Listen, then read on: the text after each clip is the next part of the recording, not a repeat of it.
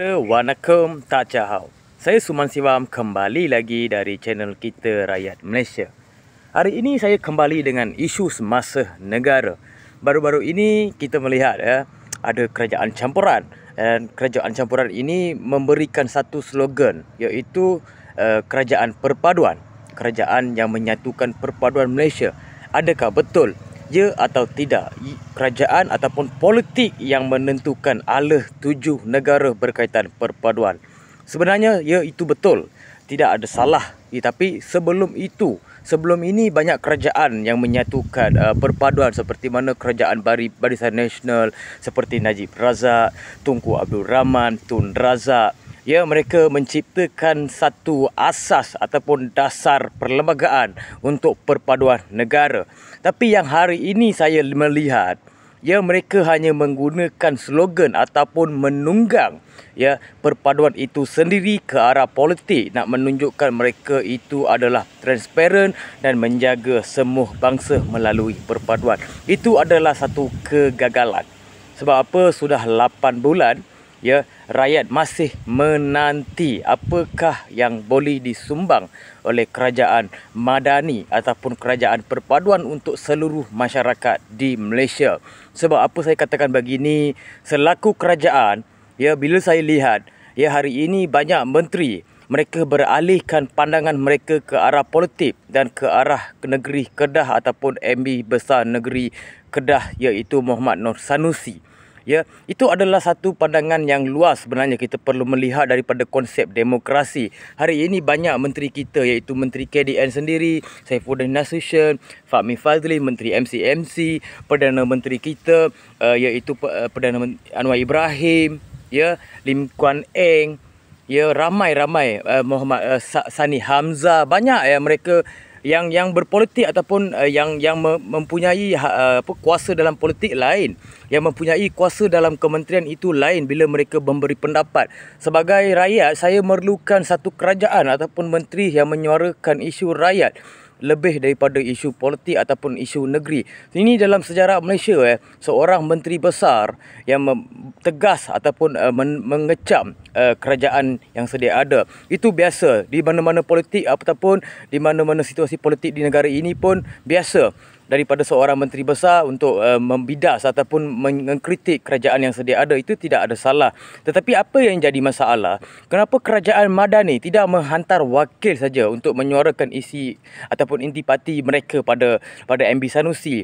Kenapa dia orang sendiri yang turun padang untuk mengecam ataupun mengkritik menteri besar MB Sanusi itu? Sebab apa? Bila daripada seorang menteri yang lebihkan pada MB besar Sanusi, rakyat di sini tertanya-tanya. Saya sendiri rakyat Negeri Sembilan, saya mengundi di Negeri Sembilan Jelebu. Saya tertanya-tanya, ini Menteri Hal Ehwal Sanusi kah atau Hal Ehwal Kementerian Dalam Negeri? Sebab apa? Ini jadi tanda soal. Adakah selepas ini PRN kamu akan beralih ke isu negara ataupun kamu akan fokus pada Sanusi sahaja untuk menguatkan kamu punya politik dalam erti kata demokrasi negara? Ini satu konsep sebenarnya, sebab konsep ini setiap kali kita menggunakan, iaitu pembangkang ataupun kerajaan. Sebab apa? Kita mahu melihat daripada kerajaan idea-idea yang bernas. Kalau pembangkang tidak boleh memberikan idea, kerajaan ciptakan idea dan formula untuk menjaga rakyat atas perpaduan, atas dasar ekonomi, atas dasar sosial ekonomi rakyat. Itu penting sebenarnya. Sebab apa? Bila saya lihat ramai hari ini keluar di media sosial, di TikTok utama sekali, mereka pergi buat satu perbandingan. Kenapa sebelum ini 33 bulan kamu tak boleh jaga negara? Kamu kena faham situasi 33 bulan iaitu pandemik. Saya sendiri pun ada bersuara banyak isu berkaitan dengan pandemik. Pasal vaksin 5 bilion, kenapa buat lockdown, kenapa ini, kenapa itu, banyak video saya. Saya tak boleh nak rungkaikan satu persatu di dalam video ini. Sebab saya dah rungkaikan dulu. Sebab apa? Sebab dulu 33 bulan mereka tak boleh buat kerja, itu kamu katakan. Tapi sedangkan banyak bantuan dan banyak insentif yang dapat diberikan untuk rakyat tidak kalang kabut. Tetapi hari ini rakyat menjadi kalang kabut. Sebab apa? Tidak ada satu pendirian daripada Perdana Menteri kita di negara ini ke arah tuju negara untuk pembaruan.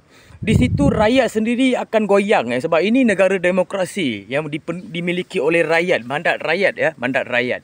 rakyat yang memiliki negara ini. Kamu kena faham, dalam soal erti kata rakyat itu lebih penting daripada soal politik, kepartian di negara ini. Sebab sekarang ini lebih ke arah kepartian.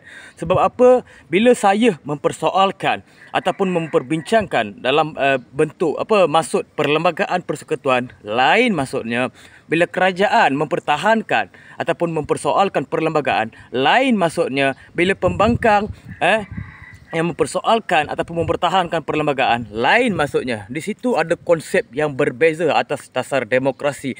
Di situ kena faham masyarakat dan kerajaan yang sedia ada. Kita jangan main sembuh saja, sebab rakyat di sini hari ini dah cerdik pandai.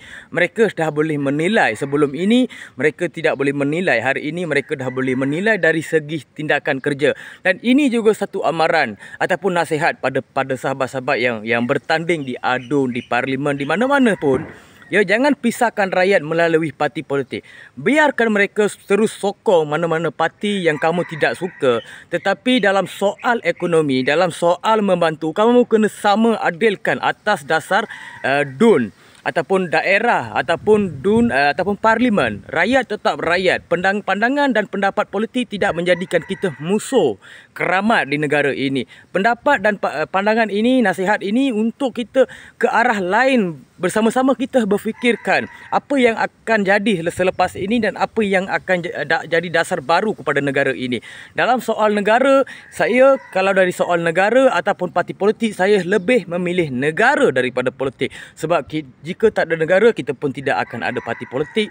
Dan rakyat sendiri hari ini boleh menilai setiap satu gerakan-gerakan daripada kerajaan ataupun pembangkang di negara ini. Itulah realiti yang terjadi di hari ini. Jangan kita tunggangkan perpaduan ataupun tunggangkan agama atas dasar parti politik. Ya, agama biarkan agama, perpaduan biarkan perpaduan. Sebab kita yang di bawah, rakyat marhin yang menciptakan perpaduan itu untuk kepada kerajaan. Bukan kerajaan yang ciptakan perpaduan. Kerajaan sebelum ini pun banyak yang memecah-mecahkan perpaduan. Hari ini mereka kata perpaduan, tapi dari segi dasar dan garis panduannya belum ada lagi. Kita nak macam tu.